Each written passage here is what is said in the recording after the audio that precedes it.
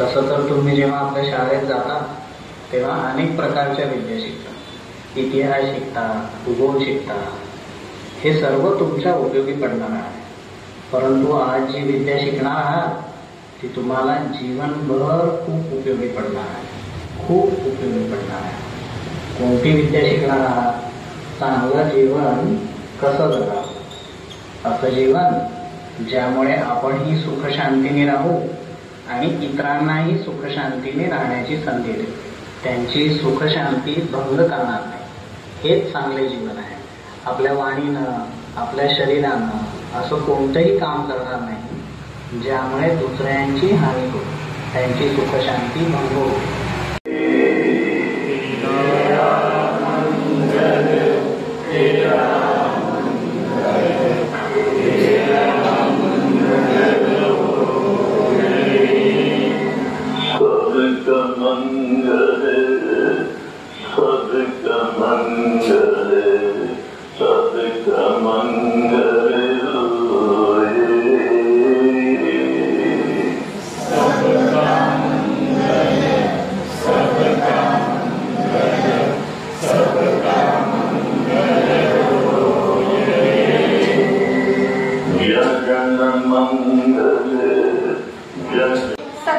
मिनिटांचं हे सेशन लाभलेलं आहे. यासाठी माननीय श्री सुहास ऐशे सर आपल्या इथे आले.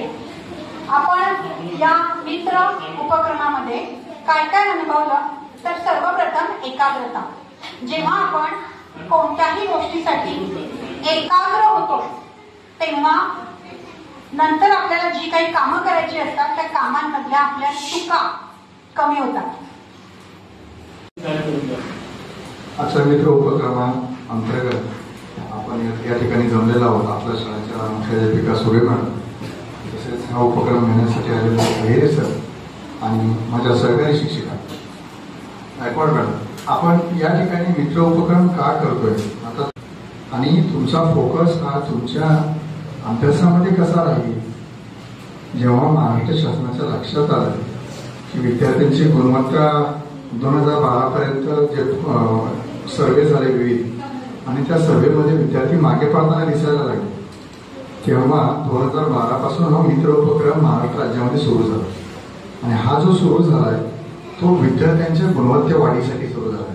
उदाहरण सांगतो, आपल्या शाळेतली विद्यार्थिनी आहे गिरिजा. कुठे आहे गिरिजा? रेल्वे आहे. तिला मी स्पर्धेसाठी घेऊन गेलो. तिने 45 दिवस खूप चांगली प्रॅक्टिस केली दोरी उडीची.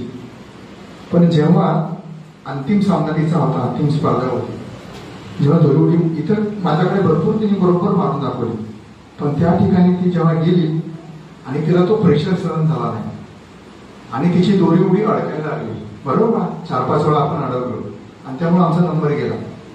हे कशामुळे झालं तर ती शाळेमध्ये आपलं जे वातावरण होतं त्या वातावरणामध्ये एकदम फिट बसत होती. पण जेव्हा त्या ठिकाणी ती स्पर्धा होती, परीक्षक होते, बाहेरचं वातावरण होतं, तिला थोडीशी भीती वाटली ना, ती कबूल करते. हे होऊ नये, हे आपलं होऊ नये यासाठी हा मित्र उपक्रम आहे. तुम्ही कशामध्येही सहभागी व्हा. कोणतीही स्पर्धा असेल, जीवनामध्ये सुद्धा आपल्याला डिसिजन घ्यावा लागतो, निर्णय घ्यावा लागतो. आणि निर्णय घेताना आपण कधी कधी चुकतो किंवा आपला घाईघाईत निर्णय होतो. काल